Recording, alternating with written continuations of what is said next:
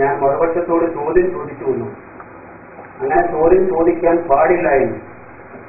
അത് ചോദിക്കേണ്ടത് മോഡറേറ്ററാണ് എന്നും സൂചിപ്പിച്ചുകൊണ്ട് അദ്ദേഹം ഒരു കാര്യം പറഞ്ഞു. എന്നിൽ നിന്നും ഉണ്ടാകേണ്ട ഉത്തരം അതല്ല, അതും പറയേണ്ടത് മോഡറേറ്ററാണ് എന്നാണ് എനിക്ക് കാര്യം പറയുന്നത്. ഞാൻ പറയേണ്ട ഉത്തരം എന്തായിരിക്കണമെന്ന് പറയാനുള്ള അർഹത എനിക്കും വിലയിരുത്തുവാനുള്ള അർഹത യഥാർത്ഥ മോഡറേറ്ററുമാണ്. അത് മറുപക്ഷത്തെ ഇല്ല. ഞാൻ ഇത് കിടക്ക് കയറി പറയേണ്ടി വന്നത് തിരിച്ചു കഴിയുന്നതാണ്. പിന്നെ ഇവിടെ ഈസാ നബി അലൈഹി സ്വലാത്തു വസ്സലാം അള്ളാഹുവിന്റെ പുത്രനാണ് എന്ന് കരുതിക്കൊണ്ട് വിളിക്കുന്നതിനെ ഖുർആൻ നിരോധിക്കുന്നു. അദ്ദേഹം എന്നാൽ ഈസാ നബി അലൈഹി സ്വലാത്തു വസ്സലാം അള്ളാഹുവിന്റെ പ്രവാചകനും അടിമയുമാണ് എന്ന് വിശ്വസിച്ചുകൊണ്ട് പ്രാർത്ഥിക്കുന്നതിന് ഖുർആൻ നിരോധിച്ചിട്ടുണ്ടായിരുന്നു. തെളിവ് പറഞ്ഞില്ല. ഞാൻ ചോദിക്കുന്നില്ല, പറഞ്ഞിട്ടില്ല എന്ന് പറയും. ചോദിക്കാൻ പാടില്ലല്ലോ. അതുകൊണ്ട് ഇവിടെ തെളിവ് ലഭിച്ചിട്ടില്ല. അള്ളാഹു അല്ലാത്തവരോട് ഈസാ നബി ആവട്ടെ മൂസാ നബി ആവട്ടെ ഏത് പ്രവാചകന്മാരാവട്ടെ ആ പ്രവാചകന്മാർക്ക് സ്വയം കഴിവുണ്ട് എന്നോ അവർ അള്ളാഹുവിന്റെ മക്കളോ അല്ലെങ്കിൽ ആ രൂപത്തിലുള്ള ആളുകൾ ആണെന്നോ വിശ്വസിച്ചുകൊണ്ടുള്ള പ്രാർത്ഥനയും ആരാധനയും ഒക്കെ ചേർക്കും. ഇവർ അള്ളാഹുവിന്റെ പ്രവാചകന്മാരും അടിമകളുമാണ് എന്നും അള്ളാഹു അവർക്ക് കൊടുത്തിരിക്കുന്ന കറാമത്തിന്റെ മോചത്തിന്റെ അടിസ്ഥാനത്തിൽ സഹായിക്കുമെന്ന് വിശ്വസിച്ചുകൊണ്ട് അവർക്ക് പ്രാർത്ഥിക്കുന്നതിന് വിരോധമില്ല എന്നും പറയുന്നതിന് തെളിവുകൾ നിരത്തപ്പെട്ടിട്ടില്ല എന്നാണ് ഞാൻ സൂചിപ്പിക്കുന്നത്. അത് ലഭിക്കേണ്ടതുണ്ട്. പിന്നെ ഇതിന്റെ കൂടെ തന്നെ വിഷയത്തിൽ നിന്ന് മെല്ലെ തെറ്റിക്കൊണ്ട് കഅബാത്തുവാഫും അതുപോലെ ഇവിടെയുള്ള ക്ഷേത്ര പ്രദക്ഷിണവും വിശദീകരിക്കണ്ടേ. ഹജ്ജിന് പോകുന്ന ആൾക്ക് പറഞ്ഞു കൊടുത്താൽ നന്നായിരിക്കും എന്ന് പറയുന്നത്. എന്നാൽ അതിന്റെ കൂടെ തന്നെ കാര്യം പറഞ്ഞു.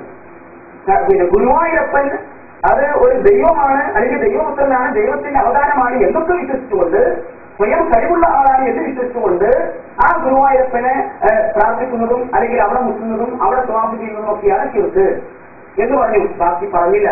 ഞാൻ ബാക്കി കൂടി പറയാൻ ആവശ്യപ്പെടുന്നു. ഗുരുവായൂരപ്പനെ കുറിച്ച് ഗുരുവായൂരപ്പൻ ദൈവമല്ല, ദൈവത്തിന്റെ പുത്രനല്ല. എന്നാൽ അതൊന്നുമല്ലാത്തൊരു വിശ്വാസത്തിൽ ഗുരുവായൂരപ്പനോട് പ്രാർത്ഥിക്കാൻ ഗുരുവായൂരപ്പനോട് പ്രാർത്ഥിച്ചാൽ അപകടം ഉണ്ടാകുമോ, ശിർക്കാകുമോ ഇല്ലയോ? ഇതിന്റെ ഉത്തരം കിട്ടേണ്ടതുണ്ട്. ഞാൻ പറയുമ്പോൾ ചോദ്യമായി മാറുകയാണ്, ക്ഷമിക്കണം. വിഷയം അതാണ്. അപ്പോ ഞാൻ നേരത്തെ പറയാൻ തിരിച്ചു വന്നു. ഈസാ നബി അലൈഹി സ്വലാത്തു വസ്സലാം അടക്കമുള്ള പ്രവാചകന്മാർക്ക് അള്ളാഹു കൊടുത്ത കഴിവിന്റെ അടിസ്ഥാനത്തിൽ അവരോട് സഹായം തേടിയാൽ അവരോട് പ്രാർത്ഥിച്ചാൽ അത് ശിർക്കാകില്ല, അത് നിങ്ങൾ തുറന്നോളൂ. എന്നാൽ അവർ അള്ളാഹുവിന്റെ മക്കളോ അല്ലെങ്കിൽ സ്വയം കഴിവുള്ളവരോ ആണ് എന്ന വിശ്വാസത്തോടുകൂടി പ്രാർത്ഥിക്കുന്നത് നിർത്താൻ അത് ശിർക്കാണ് എന്ന് വിശുദ്ധ ഖുർആനിൽ പ്രതിപാദിച്ചതായി പ്രവാചകനെ പഠിപ്പിച്ചതായി ഒരു തെളിവും നമ്മുടെ വഴിയിൽ കണ്ടിട്ടില്ല. ഇത്തരം നമ്മൾ വഴിയുള്ളൂ, ചോദിക്കുന്നില്ല. അതുപോലെ തന്നെ ഗുരുവായൂരപ്പൻ ദൈവമാണ് എന്നോ ദൈവാവതാരമാണ് എന്നോ വിശ്വസിച്ചുകൊണ്ട് ഗുരുവായൂരപ്പനോട് പ്രാർത്ഥിക്കുന്നത് ശിർക്കാണ് എന്നും, എന്നാൽ അതേ ഗുരുവായൂരപ്പനോട് അതല്ലാത്ത മറ്റു ചില ധാരണകളിൽ പ്രാർത്ഥിക്കുന്നത് ശിർക്കല്ല എന്നും പറയാൻ ന്യായങ്ങൾ നമ്മൾ കണ്ടെത്തിയിട്ടില്ല. കണ്ടെത്തിയവരത് പറയുകയാണെങ്കിൽ നമുക്ക് അപ്പോൾ പ്രതികരിക്കാവുന്നു. മഹാന്മാരോട് സഹായമർപ്പിക്കൽ ശിർക്കാണ് എന്നതിന് ഖുർആനിൽ തെളിവുണ്ടോ എന്നാണ് ചോദ്യം. ഇദ്ദേഹം ഇപ്പോൾ പറഞ്ഞുകൊണ്ടിരിക്കുന്നത് പ്രാർത്ഥനയുടെ തെളിവിനെ കുറിച്ചാണ്. ഇതുകൊണ്ടാണ് വാസ്തവത്തിൽ ഈ പ്രാർത്ഥന എന്ന പദത്തെ എനിക്ക് വിശകലനം ചെയ്യേണ്ടി വരുന്നത്. പ്രാർത്ഥനയും സഹായാർത്ഥനയും രണ്ടായി ഇവിടെ തെറ്റിദ്ധരിപ്പിക്കലുകൾ നടത്താറുണ്ട്. ഒരർത്ഥത്തിൽ സഹായാർത്ഥനയെ കുറിച്ച് പ്രാർത്ഥന എന്ന പദം പ്രയോഗിക്കാം. പക്ഷേ ഏതർത്ഥത്തിലാണ് മുജാഹിദ് മൗലവി അത് പ്രയോഗിക്കുന്നത് എന്നതിനെ കുറിച്ച് വ്യക്തമായ ധാരണ ശ്രോതാക്കൾക്കുണ്ടായിരിക്കണം. പ്രാർത്ഥന എന്ന് പ്രയോഗിക്കുന്നത് പ്രാർത്ഥിക്കപ്പെടുന്ന ശക്തി, അത് മുഹ്യിദ്ദീൻ ശൈഖാവട്ടെ മരിച്ചുപോയ മഹാത്മാക്കൾ ആരോ ആവട്ടെ, ഈ മരിച്ചുപോയ മഹാത്മാക്കളോടുള്ള ഈ സഹായാർത്ഥനയ്ക്ക് പ്രാർത്ഥന എന്ന് പ്രയോഗിക്കുന്നത് അവരെ ആരാധനക്കർഹരാണ് എന്ന് വിശ്വസിച്ചുകൊണ്ട് നടത്തപ്പെടുന്ന ആരാധനയെക്കുറിച്ചാണോ ഈ പ്രാർത്ഥന എന്ന് പറയുന്നത്? അതേക്കുറിച്ചൊരു വ്യക്തമായ ധാരണ എല്ലാവർക്കും ഉണ്ടാകേണ്ടതും. പ്രാർത്ഥന എന്ന മലയാള പദത്തിന് അപേക്ഷ എന്ന അർത്ഥമെന്ന് ഞാൻ നേരത്തെ സൂചിപ്പിച്ചു. ഇതല്ലാത്ത മറ്റൊരർത്ഥം പ്രാർത്ഥനയ്ക്കുണ്ട്. അതെന്താണ്? അതും ഞാൻ നേരത്തെ സൂചിപ്പിക്കുകയുണ്ടായി. പ്രാർത്ഥന എന്ന് പറയുന്നത് വിവാദത്തിന്റെ ആരാധനയുടെ പരിധിയിൽ വരുന്നതും വരാത്തതുമുണ്ട്. ഞങ്ങൾ അല്ലെങ്കിൽ സുന്നത്തിയമായതിന്റെ ആളുകൾ മുസ്ലിമീങ്ങൾ മുഹ്യിദ്ദീൻ ശൈഖിനെ രക്ഷിക്കണമേ എന്ന് പറയുന്നത് പ്രാർത്ഥനയുടെ പരിധിയിൽ വരുന്ന, അതായത് വിവാദത്തിന്റെ പരിധിയിൽ വരുന്ന സഹായാർത്ഥനയല്ല. വിവാദത്തിന്റെ പരിധിയിൽ വരുന്ന അർത്ഥന മുഹ്യിദ്ദീൻ ശൈഖിനോട് നടത്തുന്നത് ശിർക്കാണ് എന്ന് ഞാൻ ഒന്നാമത്തെ വിശകലനത്തിൽ സൂചിപ്പിക്കുകയുണ്ടായി. മുഹ്യിദ്ദീൻ ശൈഖ് അർപ്പിക്കപ്പെടുന്ന വ്യക്തി, ഈ അർപ്പിക്കപ്പെടുന്ന വ്യക്തി ദൈവമാണ് എന്ന് വിശ്വസിച്ചുകൊണ്ട്, സ്വയം പര്യാപ്തനാണ് എന്ന് വിശ്വസിച്ചുകൊണ്ട് മുഹ്യിദ്ദീൻ ശേഖരോട് നടത്തുന്ന അർച്ചനക്ക് അർച്ചന എന്ന് പേരിട്ടാലും പ്രാർത്ഥന എന്ന് പേരിട്ടാലും ഇസ്തിഗാസ എന്ന് പേരിട്ടാലും ദുആ എന്ന് പേരിട്ടാലും അത് ശിർക്ക് തന്നെയാണ്. പേരിൽ യാതൊരു വിഷയമല്ല. അതേ സമയത്ത് അർപ്പിക്കപ്പെടുന്ന മുഹ്യിദ്ദീൻ ശരീഫ് സ്വയം പര്യാപ്തനല്ല, അള്ളാഹുവിന്റെ അടിമയാണ്. അള്ളാഹു നൽകാത്ത ഒരു കഴിവ് മുഹ്യിദ്ദീൻ ശേഖറില്ല. അള്ളാഹു നൽകുന്ന കറാമത്തിന്റെ അടിസ്ഥാനത്തിൽ മാത്രമേ മുഹ്യിദ്ദീൻ ശേഖിന് സഹായിക്കാൻ കഴിയുകയുള്ളൂ എന്ന വിശ്വാസത്തോടെ അള്ളാഹുവിന്റെ അടിമയാണെന്നും അള്ളാഹുവിന്റെ സൃഷ്ടിയാണെന്നും അള്ളാഹു നൽകുന്ന കഴിവിനപ്പുറം ഒരു കഴിവുമില്ലെന്നും വിശ്വസിച്ചുകൊണ്ട് നടത്തുന്ന അർത്ഥന അതിന് വാസ്തവത്തിൽ പ്രാർത്ഥന എന്ന് പറയാറില്ല. ഏതെങ്കിലും ഒരു സുന്നി ഞാൻ മുഹ്യിദ്ദീൻ ശേഖിനോട് പ്രാർത്ഥിച്ചു എന്ന് പറയാറില്ല. ഞാൻ ബദരീങ്ങളോട് പ്രാർത്ഥിച്ചു എന്ന് പറയാറില്ല. ഞാൻ ബദരീങ്ങളോട് സഹായം ചോദിച്ചു എന്ന് പറയും, അല്ലെങ്കിൽ മുഹ്യിദ്ദീൻ ശേഖിനോട് സഹായം ചോദിച്ചു എന്ന് പറയും. പേരിൽ അത്ര കാര്യമായ വിഷയം ഇരിക്കുന്നു എന്ന് ഞാൻ സൂചിപ്പിക്കുകയല്ല. പക്ഷെ മുജാഹിദിന്റെ വിഷയങ്ങൾ മുഴുവൻ ഇരിക്കുന്നത് ഈ പ്രാർത്ഥന എന്ന ഒരൊറ്റ പദത്തിലാണ്. പ്രാർത്ഥന എന്ന പദത്തെക്കുറിച്ച് വ്യാപകമായ തെറ്റിദ്ധരിപ്പിക്കലുകൾ നടന്നിരിക്കുന്നു. ഞാൻ പറയുന്നത് പ്രാർത്ഥന രണ്ടിടമുണ്ട്. ഒന്ന് ശിർക്കിന്റെ ഇബാദത്തിന്റെ പരിധിയിൽ വരുന്നത്, മറ്റൊന്ന് ശിർക്കിന്റെ ഇബാദത്തിന്റെ പരിധിയിൽ വരാത്തത്. ഏതാണ് ശിർക്കിന്റെ ഇബാദത്തിന്റെ പരിധിയിൽ വരുന്നത്? അത് മുഹ്യിദ്ദീൻ ശേഖ് അല്ലെങ്കിൽ അർപ്പിക്കപ്പെടുന്ന വ്യക്തി സ്വയം പര്യാപ്തനാണ്, സ്വയം കഴിവുള്ളവനാണ്, ആരാധ്യനാണ് എന്ന് വിശ്വസിച്ചുകൊണ്ടാണോ നടത്തുന്നത് എങ്കിൽ അത് ഇബാദത്തിന്റെ പരിധിയിൽ വരും. അങ്ങനെ വിശ്വസിച്ചുകൊണ്ട് അല്ലേ നടത്തുന്നത് എങ്കിൽ അത് ഇബാദത്തിന്റെ പരിധിയിൽ വരില്ല.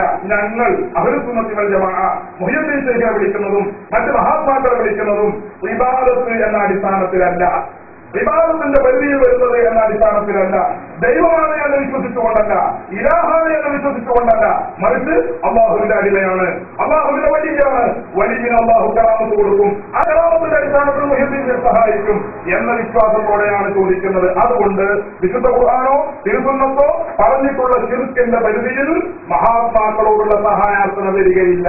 ഒന്ന്. രണ്ടാമത്തേത് ആയത്തൊക്കെ വിട്ടു. ഇൻ തദ്ഉഹും ലാ യസ്മഉ ദുആഅക്കും വലൗ സമിഉ മസ്തജാബു ലക്കും വയൗമൽ ഖിയാമത്തി യക്ഫുറൂന ബിശിർക്കിക്കും എന്ന ആയത്താണ് മഹാത്മാക്കളോടുള്ള സഹായാർത്ഥന ശിർക്കാണ് എന്നതിന് തെളിവായി ഉദ്ധരിച്ചത്. ഞാൻ എല്ലാവരോടും സൂചിപ്പിക്കുന്നു, അധ്യക്ഷനോടും സൂചിപ്പിക്കുന്നു, ഇതിൽ സഹായാർത്ഥന എന്ന ഒരു പദമേ ഇല്ല. സഹായാർത്ഥനയെ കുറിച്ച് പരാമർശവുമില്ല. പ്രത്യുത ഇതിൽ പറയുന്നത് മക്കയിലെ മുശ്രിക്കുകൾ ദൈവങ്ങളാണ് എന്ന് വിശ്വസിച്ചുകൊണ്ട്, ദൈവങ്ങളാണ് എന്ന് വിശ്വസിച്ചുകൊണ്ട്, അള്ളാഹുവിന്റെ കുട്ടികളാണ് എന്ന് വിശ്വസിച്ചുകൊണ്ട്, അള്ളാഹുവിന്റെ പെൺമക്കളാണ് എന്ന് വിശ്വസിച്ചുകൊണ്ട് ഈസാ നബി അലൈഹിസ്സലാമിനും മലക്കുകൾക്കും മറ്റ് പ്രവാചകന്മാർക്കും അതുപോലെ ബിംബങ്ങൾക്കും നടത്തിയ ഇബാദത്തിനെ കുറിച്ചാണ് ഈ ആയത്തിൽ പരാമർശിക്കുന്നത്. ആയത്തിൽ പരാമർശിക്കുന്ന വിഷയമേതോ അത് നമ്മുടെ ചർച്ചാ വിഷയമല്ല. നമ്മുടെ ചർച്ചാ വിഷയമേതോ അത് ആയത്തിൽ പരാമർശിക്കുന്നതും അല്ല. ആയത്തിൽ പരാമർശിക്കുന്ന ഇബാദത്തേതോ അതിൽ രണ്ട് വിഭാഗത്തിലും തർക്കമില്ല. അള്ളാഹുവല്ലാത്ത മഹാത്മാക്കൾക്ക്, ബിംബങ്ങൾക്ക് അല്ലെങ്കിൽ മറ്റേതെങ്കിലും വസ്തുക്കൾക്ക് ആരാധന ചെയ്യൽ ശിർക്കാണ് എന്ന കാര്യത്തിൽ മുജാഹിദും സുന്നിയും തമ്മിൽ തർക്കമില്ല. തർക്കമിരിക്കുന്നത് മഹാത്മാക്കളെ വിളിക്കുന്നത് അഥവാ അള്ളാഹുവല്ല, ദൈവങ്ങളല്ല, സ്വയം കഴിവില്ല, മഅബൂദുകളല്ല എന്ന് വിശ്വസിച്ചുകൊണ്ട് മഹാത്മാക്കൾ അള്ളാഹുവിന്റെ ഔലിയാക്കളാണ്, അമ്പിയാക്കളാണ് എന്ന വിശ്വാസത്തോടെ അവരോട് നടത്തുന്ന സഹായാർത്ഥന ഇബാദത്തിന്റെ പരിധിയിൽ വരുമോ എന്നതാണ് വാദം, എന്നതാണ് തർക്ക വിഷയം. എന്റെ സുഹൃത്തുക്കൾ നല്ലതുപോലെ ശ്രദ്ധിക്കണം. ഇവിടെ തർക്ക വിഷയം ആരാധന ശിർക്കാണ് അല്ലാഹുവല്ലാത്തവർക്ക് എന്ന വിഷയത്തിൽ തർക്കമില്ല. ഇബാദത്ത് അത് ഏത് കാര്യമാണെങ്കിലും ആരാധന അല്ലാഹുവല്ലാത്തവർക്ക് ചെയ്യൽ ശിർക്കാണ് എന്ന കാര്യത്തിൽ മുസ്ലിമീങ്ങൾക്കിടയിൽ തർക്കമുണ്ട് എന്ന് എനിക്ക് തോന്നുന്നില്ല. തർക്കമുള്ളത് ചെയ്യുന്ന ഏതെങ്കിലും കാര്യം ഇബാദത്തിന്റെ പരിധിയിൽ വരുന്നതാണോ, ഇതാണ് തർക്കം. അള്ളാഹു ഗുരുവായൂരപ്പ രക്ഷിക്കണമേ എന്ന് വിളിക്കുന്നത് ആരാധനയാണെന്നും അത് ശിർക്കാണെന്നും രണ്ട് വിഭാഗത്തിനും തർക്കമില്ല. പിന്നെയോ മുഹ്യിദ്ദീനെ രക്ഷിക്കണമേ എന്ന് വിളിക്കുമ്പോൾ അത് ഇബാദത്തായ പ്രാർത്ഥനയുടെ പരിധിയിൽ വരുമോ, ഇതാണ് തർക്കം. ഞങ്ങൾ പറയുന്നു വരില്ല. എന്തുകൊണ്ട് വരില്ല? ഇബാദത്താകുവാൻ, ഒരു വണക്കം പരമമാകുവാൻ എന്തൊക്കെ ചേരുവകൾ ചേരേണ്ടതുണ്ടോ, ഒരു വണക്കം പരമമാകുവാൻ, അങ്ങേ അറ്റത്തേതാകുവാൻ, ഇബാദത്തിന്റെ പരിധിയിൽ വരുവാൻ എന്തൊക്കെ ചേരുവകൾ ചേരേണ്ടതുണ്ടോ ആ ചേരുവകളൊന്നും ഇതിൽ ചേർന്നിട്ടില്ല. അതേതൊക്കെയാണ്? അത് ചോദ്യങ്ങൾ വരുമ്പോൾ വിശദീകരിക്കാമെന്നാണ്, ഞാനിപ്പോ വിശദീകരിക്കുന്നില്ല. ഇടയ്ക്ക് അദ്ദേഹം സൂചിപ്പിക്കുകയുണ്ടായി മഹാത്മാക്കളോട് ചോദിക്കാമെന്നതിന് വിശുദ്ധ ഖുർആൻ തെളിവുണ്ടോ എന്ന്. ചോദ്യം വരട്ടെ, ചോദ്യം വരുമ്പോൾ പ്രമാണങ്ങൾ എടുക്കും. ഞങ്ങൾ ഇപ്പോൾ ചോദിക്കപ്പെട്ടിരിക്കുന്നത് നിങ്ങളാണ്, നിങ്ങളുടെ മറുപടിയെ കുറിച്ചാണ് വിശകലനം നടക്കുന്നത്.